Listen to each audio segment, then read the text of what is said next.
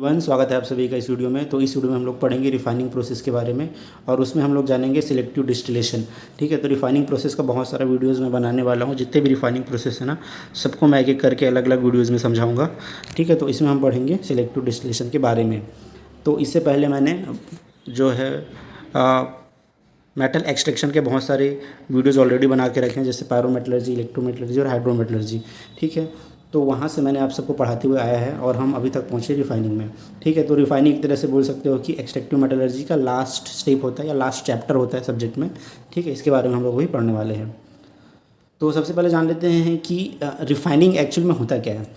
तो रिफाइनिंग मतलब नाम से पता चलता है, रिफाइन करना है ना, मतलब मेटल की जो शुद्धता है, जो प्योरिटी है, उसको बढ़ाना। ठीक है, तो किसी भी मेथड से अगर हम मेटल का एक्सट्रैक्शन कर रहे हैं, जैसे वो वो हाइड्रो हो या इलेक्ट्रोमेटलर्जी हो, जो पहला जो मेटल हमको मिलता है वो हमेशा इम्प्योर होता है, उसमें काफ़ी सारी इम्प्योरिटीज़ होती हैं। ठीक है, तो उन इम्प्योरिटीज़ की वजह से क्या होती है ना, जो उसकी प्रॉपर्टीज़ है मेटल की, जैसे बहुत सारी प्रॉपर्टीज़, जैसे मैकेनिकल स्ट्रेंथ है, हार्डनेस, डक्टिलिटी है, स्पेसिफिक ग्रेविटी है, मेल्टिंग है, बॉइलिंग पॉइंट है, इलेक्ट्रिकल थर्मल कंडक्टिविटी है, कोरोजन रेजिस्टेंस है, ये सारी क्वालिटी क्या है, अफेक्ट होती है इम्प्योरिटी की वजह से, है ना। और इसकी वजह से जो मेटल है वो यूज़ करने के लायक नहीं होता है। हमको उसको यूज़ करने के लायक बनाना है तो हमको क्या करना पड़ेगा, रिफाइनिंग करनी पड़ेगी। ठीक है, तो ये एक रीज़न हो गया रिफाइनिंग का कि हमको मेटल की क्वालिटी को इम्प्रूव करना है। दूसरा क्या होता है ना, कई बार जो इम्प्योरिटी होती है उसकी ही वैल्यू बहुत ज़्यादा होती है। जैसे फॉर एग्जांपल के लिए जब हम कॉपर या जिंक का एक्सट्रैक्शन किया जाता है ना, तो उस समय इम्प्योरिटी क्या होती है, गोल्ड सिल्वर की इम्प्योरिटी होती है उसमें, है ना। तो उसको भी एज ए बाई प्रोडक्ट हमको उसको निकालना है, गोल्ड या सिल्वर को, क्योंकि उसकी भी अच्छी खासी वैल्यू है। तो कई बार इम्प्योरिटी की भी बहुत सारी वैल्यूज़ होती है।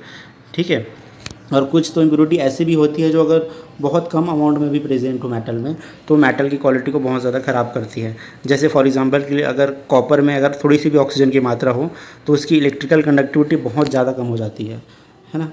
तो इन सारी चीज़ों की वजह से क्या करना पड़ता है, हमको रिफाइनिंग करनी पड़ती है। ठीक है, मतलब प्योरिटी को बढ़ाना पड़ता है मेटल की।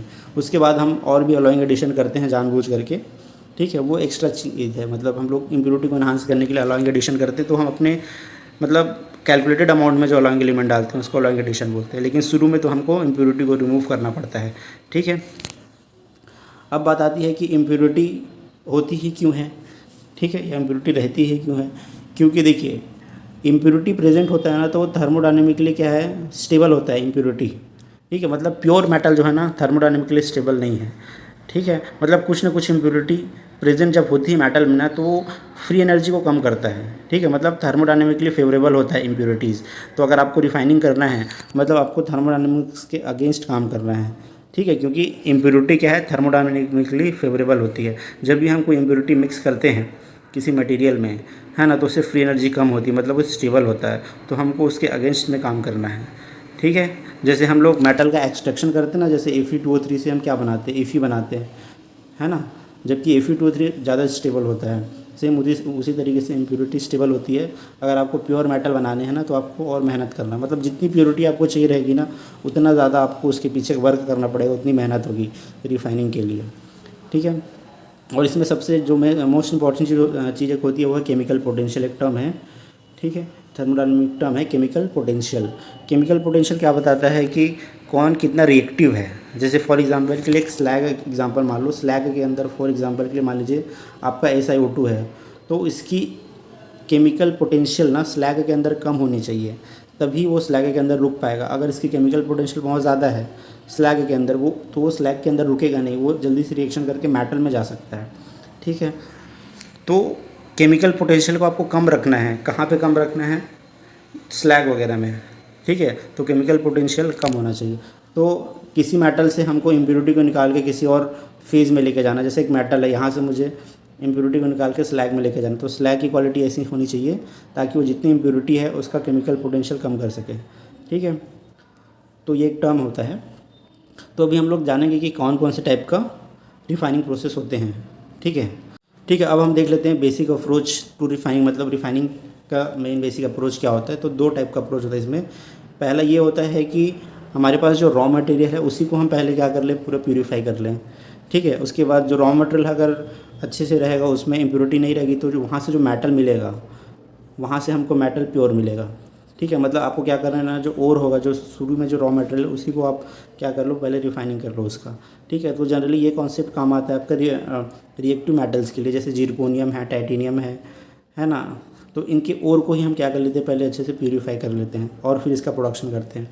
क्योंकि जब मतलब प्रोडक्शन के बाद अगर इसमें कुछ इम्प्योरिटी आई तो उसको रिमूव करना थोड़ा मुश्किल हो जाता है, क्योंकि ये काफ़ी रिएक्टिव मेटल होते हैं, है ना। तो रिएक्टिव मेटल से इम्प्योरिटी को दूर करना काफ़ी मुश्किल होता है।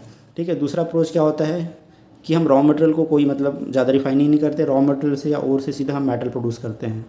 ठीक है, बल्क में मेटल प्रोड्यूस करते हैं, फिर मेटल में जो इम्प्योरिटी होती है वहाँ से हम उसको दूर करते हैं इम्प्योरिटी को। ठीक है, तो ये दो बेसिक अप्रोच होता है रिफाइनिंग का, है ना। तो अब हम लोग पढ़ते हैं कितने टाइप के रिफाइनिंग प्रोसेस होते हैं, है ना। तो ये 6 टाइप के रिफाइनिंग प्रोसेस हैं। मैं सबको एक एक करके अलग अलग वीडियो में आप लोग को बताऊंगा। तो इस वीडियो में हम लोग पढ़ेंगे सिलेक्टिव डिस्टिलेशन के बारे में। तो एक सिलेक्टिव डिस्टिलेशन है, एक लिक्वेशन रिफाइनिंग है, एक सॉल्वेंट एक्सट्रैक्शन है, एक फायर रिफाइनिंग है, इलेक्ट्रोलिटिक रिफाइनिंग है, जोन रिफाइनिंग है। ठीक है, इसके अलावा और भी है, वैक्यूम आर्क रिमेल्टिंग भी है, उसके बाद इलेक्ट्रो स्लैग रिफाइनिंग भी है। ये सारी चीज़ें हम लोग एक एक करके पढ़ेंगे अलग अलग वीडियोज़ में। ठीक है, तो चलिए अब हम पढ़ते हैं सिलेक्टिव डिस्टिलेशन के बारे में। इसको सिलेक्टिव डिस्टिलेशन भी बोलते हैं या वैक्यूम डिस्टिलेशन भी बोलते हैं। ठीक है, अब बात आती है कि ये किस बेस पे काम करता है सिलेक्टिव डिस्टिलेशन, इसका प्रिंसिपल क्या है। ठीक है, सबसे पहले इसका हम प्रिंसिपल समझ लेते हैं। तो सिलेक्टिव डिस्टिलेशन इस चीज़ पे निर्भर करती है कि आपका जो मेटल है ना, जो मेन मेटल है और जो इम्प्योरिटी है, इम्प्योरिटी भी मेटल हो सकता है। ठीक है, तो जो मेन आपको डिज़ायर मेटल है और जो इम्प्योरिटी है, इसके बीच का अगर बॉइलिंग पॉइंट का डिफरेंस बहुत ज़्यादा है तब आप इस मेथड का इस्तेमाल करते हो जिसका नाम है सिलेक्टिव डिस्टिलेशन। ठीक है, मतलब इसमें हम करते क्या है ना, अपना जो मेटल है जिसमें इम्प्योरिटी है उसको गर्म करते हैं। ठीक है, अब दोनों का बॉइलिंग पॉइंट में डिफरेंस काफ़ी ज़्यादा है। फॉर एग्जांपल के लिए इसका बॉइलिंग पॉइंट मान लेते हैं 1000 है ना, एज एग्जांपल मान लेते हैं। इसका मान लीजिए 1300 है। ठीक है, या फिर नहीं, इम्प्योरिटी का थोड़ा कम मान लेते हैं, फॉर एग्जांपल मान लेते हैं 700 डिग्री सेल्सियस इम्प्योरिटी का। अब हम क्या करेंगे, ये दोनों आपस में मिक्स है अभी। अब इसको हम क्या करेंगे, 800 डिग्री सेल्सियस में मान लीजिए मैंने गर्म कर दिया। तो 800 डिग्री सेल्सियस में गर्म करूँगा तो देखो इम्प्योरिटी का बॉइलिंग पॉइंट 700 है, तो ये क्या क्या हो जाएगा, गैस बन करके वेपर बन के क्या हो जाएगा, बाहर निकल जाएगा। ठीक है, लेकिन मेटल का तो मेन मेटल का कितना 1000 है, तो ये तो वही रहेगा। ठीक है, तो इस तरह से हम क्या करते हैं, किसी एक जो फेज़ है, जैसे वो मेटल हो या इम्प्योरिटी हो, ठीक है, दोनों के बॉइलिंग पॉइंट में डिफरेंस है, तो हम उसको गर्म करेंगे। तो गर्म करेंगे तो कोई जो भी एक होगा जिसका भी बॉइलिंग पॉइंट कम होगा वो वेपर बन के क्या हो जाएगा, बाहर निकल जाएगा, और उसको हम कलेक्ट कर लेंगे किसी और वेजल में। जैसे फॉर एग्जाम्पल के लिए ये एक फर्नेस है ना। अब मैं इसमें क्या है ना, चलो एक मैं एग्जांपल ले लेता हूँ कॉपर और जिंक का। कॉपर और जिंक है मान लीजिए। ठीक है, मान लीजिए कॉपर में क्या है, zinc as a impurity present है, कॉपर के अंदर zinc as a impurity present है। तो सेलेक्टिव डिस्टिलेशन में हम क्या करेंगे, इसको हीट करेंगे, किसी भी मेथड से हीट करेंगे। ठीक है, ऐसे हीट कर देंगे। जब हम हीट करेंगे तो क्या होगा, जिंक का जो है ना बॉइलिंग पॉइंट 900 के आसपास होता है, कॉपर का आई थिंक 2500 के आसपास होता है, तो काफ़ी डिफरेंस है 900-2500। तो हम जब हीट करेंगे तो जिंक क्या होगा, 900 के ऊपर हीट करेंगे तो जिंक क्या हो जाएगा, वेपर बन जाएगा। तो जितना भी जिंक है वो वेपर बन जाएगा। फिर इसी वेपर को हम किसी और कंटेनर में क्या कर लेंगे, यहाँ हम कलेक्ट कर लेंगे। ठीक है, तो जितना जिंक होगा वो वेपर बन जाएगा, और वेपर बन के दूसरे कंटेनर में जाके कंडेंस हो जाएगा। ठीक है, और यहाँ पे जो भी कॉपर है वो क्या हो जाएगा, उसकी रिफाइनिंग हो जाएगी, क्योंकि जिंक वेपर बन के किसी और चीज़ में चला गया है, किसी और वेजल में चला गया। तो ये इसका बेसिक प्रिंसिपल है सिलेक्टिव डिस्टिलेशन या वैक्यूम डिस्टिलेशन का। ठीक है, मतलब एक को आपको गैस बना करके उड़ा देना है ना। सबसे बेसिक एग्जांपल, घर का एग्जांपल आपको जैसे दूँ, जैसे देखोगे मिठाई बनाते हुए, दूध से मिठाई कैसे बनाते हैं। दूध होता है ना, दूध को कढ़ाई में ले करके क्या करते हैं, गर्म करते जाते हैं, है ना। तो गर्म करते थे क्या होता है, जितना पानी जो होता है दूध में, जितना पानी होता है धीरे धीरे क्या होता है, बाहर निकलते जाता है ना। फिर बाद में लास्ट में क्या बचता है, केवल लास्ट में थोड़ा सा वो मिठाई जैसा बचता है, उसमें शक्कर वगैरह डाल के उसको मिठाई बना देते हैं। ठीक है, तो वहाँ पे क्या काम आ रहा है, एक तरह से सेलेक्टिव डिस्टिलेशन काम आ रहा है कि पानी को हम कैसे अलग किए, उसको गर्म कर दिए, बॉईल करके वेपर बना के बाहर निकाल दिए। ठीक है, सेम प्रिंसिपल होता है यहाँ पे मेटल के केस में भी। ठीक है, तो इसके लिए मेन बेसिक रिक्वायरमेंट क्या होता है डिस्टिलेशन का, कि दोनों का बॉइलिंग पॉइंट में डिफरेंस होना चाहिए, मेटल की और जो इम्प्योरिटी है उसकी। ठीक है, दूसरा क्या कंडीशन होता है, वेपर प्रेशर का, या वोलाटिलिटी एक होती है, कौन ज़्यादा वोलाटाइल है। ठीक है, तो वोलाटाइल नेचर का होना चाहिए आपका। ठीक है, जैसे इम्प्योरिटी है तो वो वोलाटाइल नेचर का होना चाहिए, मतलब उसको जैसे ही हम हीट करें वो जल्दी से जल्दी क्या हो जाए, गैस में कन्वर्ट हो जाए। या दूसरा टर्म होता है वेपर प्रेशर ज़्यादा होना चाहिए। ठीक है, जिसका वेपर प्रेशर ज़्यादा होता है ना वो जल्दी से गैस बनाता है ना, वो जल्दी से गैस बन के वहाँ से निकल जाता है। ठीक है, तो यहाँ पे बहुत सारे थर्मोडायनेमिक्स काम आता है, वो मैं उतने में थर्मोडायनेमिक्स में नहीं जा रहा हूँ, क्योंकि थर्मोडायनेमिक्स के लेक्चर मैंने एक्चुअली में लिया नहीं अभी तक, है ना। आपको मैं ये बेसिक से चीज़ बता देता हूँ, इस फेज डायग्राम से काफ़ी कुछ समझ में आ जाएगा। जैसे फॉर एग्जांपल कि मेरे पास दो है मेटल है, ए है और बी है, ठीक है ना। इसमें से मान लीजिए जो ए है वो मेटल है, मेन मेटल आपका, बी जो है मान लीजिए इम्प्योरिटी है फॉर एग्जांपल के लिए, ठीक है। तो इस फेज डायग्राम में देखो ये जो फेज डायग्राम के नीचे वाली एरिया में इधर पूरा क्या है, लिक्विड है, इधर क्या है, पूरा लिक्विड है, ऊपर क्या है, इसके ऊपर पूरा वेपर है, और इसके बीच, इस फेज डायग्राम के बीच में, इस लाइन के बीच में क्या है, लिक्विड और वेपर दोनों हैं, ठीक है। मान लीजिए ऐसा कंडीशन है ना। अब मान लीजिए मैंने एक मेटल लिया जिसका कॉम्पोजिशन सी है, ठीक है, जिसका कॉम्पोजिशन सी है। मान लो मेरा मेटल ए है, उसमें से मुझे है ना, मेटल ए है जिसमें मान लीजिए इतना % अभी क्या है, बी है, ठीक है। तो मैंने ये मेटल अज्यूम किया है, ठीक है, ये वाला, मतलब इसका कॉम्पोजिशन क्या है, बी का कॉम्पोजिशन कितना है, सी है, ठीक है। अब मुझे इसको रिफाइनिंग करना, मतलब इस मेटल में से, इस मिक्सचर में से मुझे बी को अलग करना है, मुझे केवल ए से मतलब है, मुझे ए मेटल चाहिए ओनली, है ना। तो मैं क्या कर रहा हूँ, मान लीजिए मैंने इसको गर्म किया, हीट किया, तो मैं जब हीट किया, देखो यहाँ पे इस टेम्परेचर पे मान लीजिए TD पे, तो देखो जैसे मैं इसको हीट करूँगा ना, मुझे क्या मिलेगा, एक वेपर मिलेगा, क्योंकि इस रीजन में लिक्विड भी और वेपर भी, और मुझे क्या मिलेगा, लिक्विड मिलेगा, ठीक है। अब आप देख सकते हो मैंने यहाँ पर गर्म किया, तो जो वेपर मिलेगा उसका कॉम्पोजिशन क्या है, ये E है, ये इसका कॉम्पोजिशन है जो वेपर मुझे मिलेगा, और जो लिक्विड मिलेगा उसका कॉम्पोजिशन क्या है, ये है, F है, ठीक है। तो मुझे ये जो E मिला, इसमें A की मात्रा ज़्यादा है, देख सकते हो उधर A की तरफ है, और B की मात्रा कम है, ठीक है। और ये जो मुझे लिक्विड मिला उसमें B की मात्रा ज़्यादा है, A की मात्रा कम है ना। तो इस तरह से हम क्या कर सकते हैं, हीट करके रिफाइनिंग कर सकते हैं, है ना। अब यहाँ पे एक चीज़ देखिए, रिफाइनिंग जनरली क्या है, सिंगल स्टेज में नहीं होता है, ठीक है। ये जो सिलेक्टिव डिस्टिलेशन वाला जो रिफाइनिंग है वो सिंगल स्टेज में पूरा कंप्लीट नहीं होता है। अगर आपको बहुत ज़्यादा प्योरिटी चाहिए तो आपको डबल स्टेप, 3 स्टेप, 4 स्टेप में रिफाइनिंग करनी पड़ती है। जैसे मान लीजिए मैंने इसी मेटल को मैंने यहाँ तक हीट किया, तो मुझे जो मिला वेपर, ये वेपर मुझे मिला, इसका कॉम्पोजिशन क्या है, इसमें A ज़्यादा है, B कम है। अब अभी भी इसमें इम्प्योरिटी ज़्यादा है, B ज़्यादा है, तो मैं क्या करूँगा, ये एक स्टेप कंप्लीट हो गया, मुझे क्या मिल गया, ये वाला मेटल मिल गया जिसका कॉम्पोजिशन क्या है, E है। लेकिन मुझे और प्योरिटी चाहिए, तो मैं क्या करूँगा, अब इसी वेपर को कंडेंस कर लूँगा, लिक्विड बना लूँगा, फिर से अब इसको मुझे रिफाइनिंग करना, मैं क्या करूँगा, फिर से इस लिक्विड को गर्म करूँगा, तो सेकेंड स्टेज की रिफाइनिंग हो जाएगी। वो मैंने शुरू में क्या किया, यहाँ तक गर्म किया, मुझे क्या मिला, ये वेपर मिला जिसका कॉम्पोजिशन ये है। अब मुझे और प्योरिटी चाहिए, तो अब मैं क्या करूँगा, इसी वेपर को फिर कंडेंस कर लूँगा, लिक्विड बना लूँगा, उसको फिर से गर्म करूँगा। तो जब फिर से मैं गर्म करूँगा रिफाइनिंग के लिए, तो मान लें मैंने इस टेम्परेचर पर गर्म किया, है ना, या मान लो मैंने ये वाला टेम्परेचर पे गर्म किया जैसे, तो मुझे क्या मिलेगा, एक और वेपर मिलेगा जिसका कॉम्पोजिशन क्या होगा, ये होगा, मान लीजिए M है, ठीक है ना। तो ये मुझे मिल गया। अब मुझे और ज़्यादा प्योरिटी चाहिए, तो मैं क्या करूँगा, अब इसी वेपर को जिसका कॉम्पोजिशन मान लीजिए कि M है, इसको मैं फिर कंडेंस कर लूँगा, लिक्विड बना लूँगा, उसको फिर से गर्म करूँगा इस टेम्परेचर तक, तो मुझे और क्या मिलेगा, ये वेपर मिलेगा जिसका कॉम्पोजिशन ये होगा। तो आप देख रहे हो कि हम लोग स्टेज में जब हम रिफाइनिंग करते हैं तो इसमें प्योरिटी क्या आती है, ज़्यादा मिलती है, ठीक है। तो एक स्टेप में नहीं मिलती, 2-3 स्टेज में ही रिफाइनिंग आपको करना पड़ता है, ठीक है।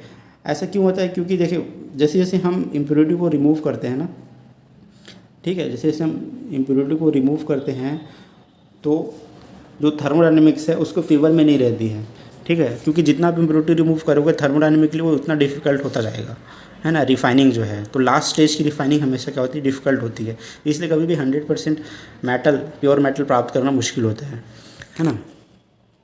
तो इस तरह से रिफाइनिंग पूरी काम करती है। अब एग्जांपल्स हम लोग देख लेते हैं किस किस मेटल का हम लोग रिफाइनिंग सिलेक्टिव डिस्टिलेशन से करते हैं, ठीक है। तो सबसे पहला एग्जांपल है जिंक का और कॉपर का, ठीक है। तो अगर मुझे कॉपर से जिंक अलग करना है या जिंक से कॉपर अलग करना है ना, बोथ केस में, दोनों केस में हम सिलेक्टिव डिस्टिलेशन का यूज़ करते हैं, है ना। तो जिंक का देखो बॉइलिंग पॉइंट कितना है, 907 डिग्री सेल्सियस है प्योर जिंक का, ठीक है। और प्योर कॉपर का 2570 है, तो काफ़ी ज़्यादा डिफरेंस है दोनों के बीच में, है ना। तो हम इसको क्या कर सकते हैं, सिलेक्टिव डिस्टिलेशन कर सकते हैं। हम क्या कर सकते हैं, इसको 900 डिग्री सेल्सियस में 900 के ऊपर हम हीट कर देंगे। जैसे मेरे पास मान लीजिए ब्रास मतलब कॉपर और जिंक का मिक्स है, मुझे एक को अलग करना है। तो प्योर कॉपर का 900 है और प्योर जिंक का 900 है, प्योर कॉपर का 2500 है। तो मैं क्या करूँगा, 900 के ऊपर हीट करूँगा, जिससे जितना भी जिंक रहेगा वो क्या बन जाएगा, गैस बन जाएगा। गैस बना के मैं किसी और कंटेनर में उसको कंडेंस करा लूँगा, वहाँ से मुझे अलग मिल जाएगा जिंक, ठीक है। तो ये सिंपल सा मेथड है, लेकिन प्रैक्टिकली ज़्यादातर 800 डिग्री सेल्सियस में ही बॉईल कराने की कोशिश की जाती है। अब आप बोलोगे कि ऐसा कैसे पॉसिबल है, क्योंकि प्योर जिंक का तो बॉइलिंग पॉइंट 900 डिग्री सेल्सियस है, तो 800 डिग्री सेल्सियस में कैसे वो डिस्टिलेशन हो पाएगा। तो यहाँ पे यूज़ करते हैं प्रेशर का। प्रेशर को हम कम करते हैं। जैसे आप लोगों ने क्लॉसियस क्लॉपियन इक्वेशन थोड़ा बहुत जाना होगा, या नहीं जाना तो मैं बता देता हूँ थोड़ा सा।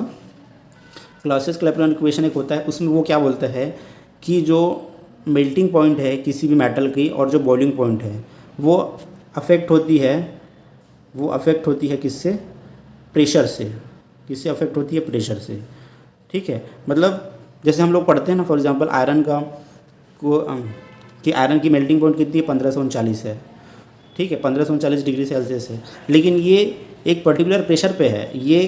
ये मेल्टिंग पॉइंट है 1 एटमॉस्फेयर में। एक एटमॉस्फेयर में मतलब एक एटमॉस्फेरिक प्रेशर के अंदर ही ये टेम्परेचर 1539। लेकिन अगर मैं प्रेशर को चेंज करता हूँ तो ये मेल्टिंग पॉइंट भी चेंज हो जाएगा। ठीक है, तो melting point and boiling point is depend upon the pressure. तो अगर मैं बोलता हूँ कि 1539 डिग्री सेल्सियस है तो प्रेशर को भी मेंशन करना चाहिए। हम प्रेशर को मेंशन इसलिए नहीं करते क्योंकि हम सबका याद रखते हैं 1 एटमॉस्फेरिक प्रेशर के लिए सबका याद रखना है। जैसे कॉपर का 1083 होता है, तो वो एक एटमॉस्फेरिक प्रेशर में उसका वो मेल्टिंग पॉइंट है। ठीक है, बट मेल्टिंग और बॉइलिंग पॉइंट जो है ना, वो प्रेशर पे डिपेंड करता है। अब प्रेशर पे डिपेंड कैसे करता है, देखिए आपको पता है कि प्रेशर और वॉल्यूम एक दूसरे के क्या होते हैं, अपोजिट होते हैं। ठीक है, अपोजिट होते हैं मतलब इन्वर्सली प्रोपोर्शनल होते हैं। ठीक है, अगर आप प्रेशर बढ़ाओगे तो वॉल्यूम कम होगा और वॉल्यूम बढ़ाओगे तो प्रेशर कम होगा। ठीक है, तो देखिए मेल्टिंग जब हम करते हैं तो सोचिए मेल्टिंग के बाद क्या होता है, सॉलिड से क्या बनता है, लिक्विड बनता है, तो वॉल्यूम में इंक्रीज़ होता है। ठीक है, वॉल्यूम क्या होता है, इंक्रीज़ होता है, सॉलिड से लिक्विड बनता है। तो कुछ अपवाद है, जैसे वाटर हो गया, ग्रे कास्ट आयरन हो गया, ये सब मतलब वॉल्यूम कम होता है सॉलिड से लिक्विड बनने पे, लेकिन बाकी सारे मेटल में जब सॉलिड से लिक्विड बनता है तो वॉल्यूम बढ़ता है। तो जब वॉल्यूम बढ़ता है ना, तो अगर मैं प्रेशर को अगर बढ़ाऊँगा ना तो वॉल्यूम तो कम होगा, तो प्रेशर बढ़ाऊँगा तो ये सॉलिड से लिक्विड नहीं बन पाएगा, मतलब मेल्टिंग पॉइंट बढ़ जाएगा, क्योंकि मैं प्रेशर बढ़ा रहा हूँ। तो ये वॉल्यूम चेंज को क्या करेगा कि वॉल्यूम कम ही रहे, बढ़े मत। प्रेशर बढ़ाऊंगा तो क्या होगा, वॉल्यूम नहीं बढ़ेगा, वॉल्यूम ये चाहेगा कि वॉल्यूम कम रहे, सिस्टम ये चाहेगा कि वॉल्यूम कम रहे। तो वॉल्यूम कब रहेगा, कब रहेगा, जब वो सॉलिड का सॉलिड ही बना रहेगा, सॉलिड का सॉलिड ही बना रहेगा तब। तो मेल्टिंग पॉइंट इससे क्या हो जाएगी, बढ़ जाएगी। प्रेशर बढ़ाने से मेल्टिंग पॉइंट बढ़ जाता है। सेम कॉन्सेप्ट यूज़ होता है बॉइलिंग पॉइंट के लिए भी, मतलब लिक्विड से गैस बनता है, तो ऑब्वियसली वॉल्यूम इंक्रीज़ होता है, इसमें कोई तो अपवाद भी नहीं है। लिक्विड से जब गैस बनेगी तो वॉल्यूम बढ़ता ही है। तो अगर मैं प्रेशर बढ़ाऊंगा तो क्या होगा कि वॉल्यूम को कम करने की कोशिश करेगा सिस्टम। ठीक है, तो इस ट्रांसफॉर्मेशन से क्या हो रहा है, लिक्विड से गैस के ट्रांसफॉर्मेशन से वॉल्यूम बढ़ रही है, तो रोकेगा उसको, क्योंकि आप प्रेशर बढ़ा रहे हो तो वॉल्यूम बढ़ने से रुकेगा। तो लिक्विड ही रहना चाहेगा, गैस नहीं बनना चाहेगा, है ना। तो उस केस में क्या होगा, मैं अगर प्रेशर बढ़ाता हूँ तो वॉल्यूम पॉइंट क्या हो जाती है, कम हो जाती है। और इसके अपोजिट प्रेशर अगर कम करता हूँ तो अगर प्रेशर बढ़ाता हूँ मैं ना, तो बॉइलिंग पॉइंट बढ़ जाती है। ठीक है, क्योंकि आप प्रेशर बढ़ा रहे हो तो लिक्विड का लिक्विड रहना चाहेगा, तो बॉइलिंग पॉइंट बढ़ जाएगा। लेकिन अगर प्रेशर हम लोग घटाएंगे तो बॉइलिंग पॉइंट भी क्या हो जाएगी, कम हो जाएगी। ठीक है, जैसे स्कूल में हम लोग पढ़ते थे कि पहाड़ों पे खाना देर से क्यों पकता है, क्योंकि पहाड़ पे प्रेशर कम होता है, इसीलिए टेम्परेचर भी कम तो वाटर का मैक्सिमम टेम्परेचर भी कम हो जाता है, वाटर जल्दी बॉईल हो जाता है। वही दूसरा एग्जांपल है प्रेशर कुकर का। प्रेशर कुकर के अंदर प्रेशर बहुत ज़्यादा होता है ना, और प्रेशर ज़्यादा होने की वजह से पानी का बॉइलिंग पॉइंट बढ़ जाता है। पानी 100 डिग्री सेल्सियस में बॉईल ना होके ज़्यादा टेम्परेचर तक जाके बॉईल होता है, तो प्रेशर बढ़ जाता है कुकर के अंदर और टेम्परेचर भी बढ़ जाता है अंदर में, है ना, पानी का। इसी वजह से खाना जल्दी पक जाता है प्रेशर कुकर में। तो इससे यही कॉन्सेप्ट काम आ रहा है आपका। ठीक है, अब इस कॉन्सेप्ट को मैं आगे नहीं बताऊंगा क्योंकि मैंने इस वीडियो में कवर कर लिया, तो आगे की मैं वीडियो रिफाइनिंग प्रोसेस में ये और चीज़ें और बहुत ज़्यादा डिस्कस नहीं करूँगा। ठीक है, तो हालांकि तो 900 डिग्री सेल्सियस है जिंक का बॉइलिंग पॉइंट, बट वो 800 डिग्री सेल्सियस में ही बॉईल हो जाता है, क्योंकि हम प्रेशर को बहुत कम रखते हैं। जैसे ये कंटेनर में भरा हुआ है आपको ब्रास, मान लीजिए कॉपर और जिंक का मिक्सचर, तो हम क्या करेंगे, पूरा उसमें वैक्यूम क्रिएट कर देंगे। तो ऊपर में अगर आप वैक्यूम क्रिएट करोगे तो बॉइलिंग पॉइंट कम हो जाएगा। ठीक है, तो जिंक आपका काफ़ी कम टेम्परेचर में, मतलब 900 डिग्री सेल्सियस है उसका बॉइलिंग पॉइंट, 800 ही में बॉईल होकर वेपराइज हो जाएगा। ठीक है, तो ये होगा कॉन्सेप्ट, है ना। बहुत ज़्यादा टेम्परेचर नहीं देते, क्योंकि जितना ज़्यादा टेम्परेचर देते हैं तो होता क्या है ना, पूरा लिक्विड बनने के बाद जब बॉईल होना चालू हो जाता है तो उसको कंट्रोल करना मुश्किल हो जाता है। इसलिए कोशिश करते हैं कि 800 डिग्री सेल्सियस में हम उसको क्या कर लें, डिस्टिल कर लें, मतलब डिस्टिलेशन कंप्लीट कर लें। दूसरा एग्जांपल है लेड और जिंक का। देखो ये कुछ कुछ कॉमन मेटल है, जैसे जिंक बहुत कॉमन है, लेड जिंक वगैरह बहुत कॉमन है, कैडमियम वगैरह बहुत कॉमन होता है जिसका सिलेक्टिव डिस्टिलेशन करते हैं ज़्यादातर। जिंक है, कैडमियम है, ये सब को जनरली किया जाता है क्योंकि इसका बॉइलिंग पॉइंट काफ़ी कम होता है, ठीक है। तो इन सब का जनरली ज़्यादातर डिस्टिलेशन करते हैं हम लोग। लेड देखो, लेड का बॉइलिंग पॉइंट कितना है, 1740 है। जिंक का तो मैंने बता दिया, ठीक है, जिंक का मैंने बता दिया था 900 है, ठीक है। तो इसका वैक्यूम डिस्टिलेशन करते हैं 600 डिग्री सेल्सियस में, ठीक है। अब देखो यहाँ पे 600 डिग्री सेल्सियस में करते हैं तो देखो वैक्यूम डिस्टिलेशन लिखा है ना, आप जितना वैक्यूम क्रिएट करोगे ना उतना बॉइलिंग पॉइंट कम हो जाता है। तो 600 डिग्री सेल्सियस में ही वैक्यूम डिस्टिलेशन कर लेते हैं, ठीक है। तो इससे जिंक का कंटेंट जो कि 203% है ना, उसको फ्यू हंड्रेड्स परसेंट में ला देते हैं, मतलब 2-3 पर, मतलब आपके पास लेड है जिसमें 2 से 3% क्या है, जिंक है, जिसको मुझे हटाना है। तो मैं क्या करूँगा, वैक्यूम डिस्टिलेशन करके जिंक को वेपराइज करके किसी और कंटेनर में रख दूँगा, है ना। तो इससे क्या कर सकते हो आप, जिंक को बहुत कम कर सकते हो, फ्यू हंड्रेड्स ऑफ परसेंटेज कर सकते हो, मतलब 0.01% तक भी आप जिंक को कम कर सकते हो, इतना पॉसिबिलिटी है। तो काफ़ी अच्छा है ये, है ना, जिंक लेड में से जिंक को रिमूव करने के लिए। लेकिन जो जिंक वेपर के फॉर्म में जाता है ना, उसमें लगभग 20% तक लेड होता है, ये बोला जा रहा है। ये क्या बोल रहा है मैं आपको इसमें समझा देता हूँ। मतलब आपको क्या करना है, जैसे कि ये लेड है जिसके अंदर 2 से 3% क्या है, 2% मान लीजिए क्या है, जिंक है। तो इसको मैं जब वैक्यूम डिस्टिलेशन करूँगा तो ये जिंक जितना भी है बाहर निकल जाएगा और किसी और कंटेनर में कंडेंस हो जाएगा, तो यहाँ मुझे जिंक मिल जाएगा और यहाँ पे लेड बस बचेगा। तो पूरा जिंक जब उड़ जाएगा ना, तो लेड में फाइनल में केवल 0.01% ही जिंक मान लीजिए बचेगा। मतलब पहले 2 से 3% था, वो कितने में आ गया, 0.01% में आ गया। पूरा जिंक कहाँ चला गया, दूसरे कंटेनर में चला गया वेपराइज होके। लेकिन ये जो जिंक है ना, वो अपने साथ लेड को ज़्यादा लेके चला जाता है, इसमें लगभग 20% तक लेड होता है, ये बोल रही है, ठीक है। जो जिंक जा रहा है, क्योंकि देखो कोई भी चीज़ जब बॉईल होता है ना, बॉईल होता है तो अपने साथ लिक्विड ड्रॉपलेट्स को उठा के ले जाता है। तो यही होगा, जो जिंक यहाँ से गैस बन के जाएगा ना, वो कुछ अमाउंट में लेड को भी अपने साथ ड्रॉपलेट को लेके जाएगा और यहाँ पे जाके इकट्ठा हो जाएगा, ठीक है। तो लेड तो आपको मिल जाएगा प्योर लेड, बट कुछ अमाउंट में लेड है जो वो जिंक में भी चला जाता है, उसको बाद में अलग तरीके से अलग करते हैं, रिफाइन करते हैं, ठीक है। जैसे फॉर एग्जांपल घर का एग्जांपल आपको देता हूँ, ठीक है। मैं घर वगैरह का एग्जांपल ज़्यादा अच्छे देता हूँ ताकि उसे समझ में आता है। जैसे खाना हम लोग बनाते हैं, ठीक है, खाना बनाते हैं तो हम लोग ऑयल तो डालते हैं खाने में। तो देखोगे जो ऑयल, तो जब खाना बनाते हैं तो वहाँ से जो भाप निकलता है, गैस निकलती है, उसके साथ साथ तेल के ड्रॉपलेट्स भी साथ में चले जाते हैं। वही तेल के ड्रॉपलेट क्या होते हैं, जमने लगते हैं ना किचन में, इधर उधर मतलब जम जाते हैं, ऑयल्स जम जाता है, वो उसी कारण हम लोग ऑयल वैसे छिड़कते नहीं है, लेकिन जो भाप जाता है ना, अपने साथ ऑयल के ड्रॉपलेट्स को भी लेके चला जाता है। सेम वही कंडीशन है कि जिंक का वेपर कुछ अमाउंट में लेड के ड्रॉपलेट को लेके चला जाता है। लेड तो क्या हो जाता है, प्यूरीफाई हो जाता है, बट जिंक के साथ लेड थोड़ा बहुत चला जाता है, ठीक है। थर्ड एग्जांपल क्या है, मैग्नीशियम और एल्युमिनियम का भी एग्जांपल है। जैसे मैग्नीशियम का आपका बॉइलिंग पॉइंट कितना है, 1107 है, एल्युमिनियम का आपका 2540 है, ठीक है। तो इसको भी इसी तरीके से अलग करते हैं, है ना। तो बहुत सारे मेटल है, यहाँ पे देखो दिया गया है कि मैग्नीशियम कंटेनिंग से 10% aluminium can be more easily refined than aluminium containing 10 to 15% magnesium. यहाँ पे बोल रहे हैं कि अगर मैग्नीशियम के अंदर 10% एल्युमिनियम है, उसको रिफ़ाइन करना ज़्यादा आसान है। तब मैग्नीशियम को अगर आपको रिफ़ाइन करना है, एल्युमिनियम अलग करना है तो ज़्यादा आसान है। लेकिन अगर एल्युमिनियम में से मैग्नीशियम को अलग करना है तो थोड़ा टफ होता है, ये बोल रहे हैं ये, ठीक है।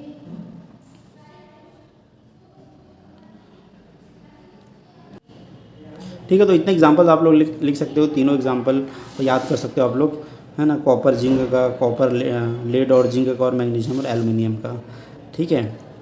और जब भी डिस्टिलेशन किया जाता है ना, तो कोशिश किया जाता है कि जो भी फर्नेस में अगर आप कर रहे हो या कोई कंटेनर में कर रहे हो, तो उसमें लिक्विड का अमाउंट कम हो, क्योंकि जितना ज़्यादा लिक्विड होगा कंटेनर में, जैसे कोई कंटेनर में कर रहे हो तो जितना ज़्यादा लिक्विड होगा क्या होगा, डिस्टिलेशन अच्छे से नहीं हो पाएगा। क्योंकि अगर बड़ा कंटेनर होगा तो नीचे साइड में जितना भी इम्प्योरिटी है वो वेपराइज नहीं हो पाएगा, क्योंकि वो तो प्रेशर ही फील करेगा ना। बड़ा कंटेनर रहेगा तो नीचे में अगर कोई इम्प्योरिटी है, मान लो जो नीचे में अगर जिंक है, तो बॉटम में जो जिंक रहेगा वो तो वैक्यूम को फेस नहीं कर पाएगा, वो है ना, इस पर तो प्रेशर ही लगा हुआ है, तो वहाँ से जिंक बॉटम से अलग नहीं होगा। इसलिए कंटेनर में जब हम डिस्टिलेशन करते हैं ना, तो जो बात का जो डेप्थ है ना, उसको बहुत पतला रखते हैं, मतलब कम ही रखेंगे ताकि बहुत अच्छे से रिमूवल हो। और दूसरा क्या होता है कि स्टीयरिंग भी होना बहुत ज़रूरी है, प्रॉपर स्टीयरिंग भी ज़रूरी है अगर आपको सही तरीके से डिस्टिलेशन करना है तो, ठीक है। और एक स्टेज में तो होता नहीं है, 2-3 स्टेज आपको लगता ही है वैक्यूम डिस्टिलेशन के लिए। ओके, तो ये था पूरा लेक्चर वैक्यूम डिस्टिलेशन या सेलेक्टिव डिस्टिलेशन पे। ओके, आपको कैसा लगा प्लीज़ कमेंट करके बताना, और नेक्स्ट वीडियो में आपको और मैं अलग अलग रिफाइनिंग प्रोसेस में बताते जाऊँगा। Okay, so thank you so much, bye bye and God bless you all.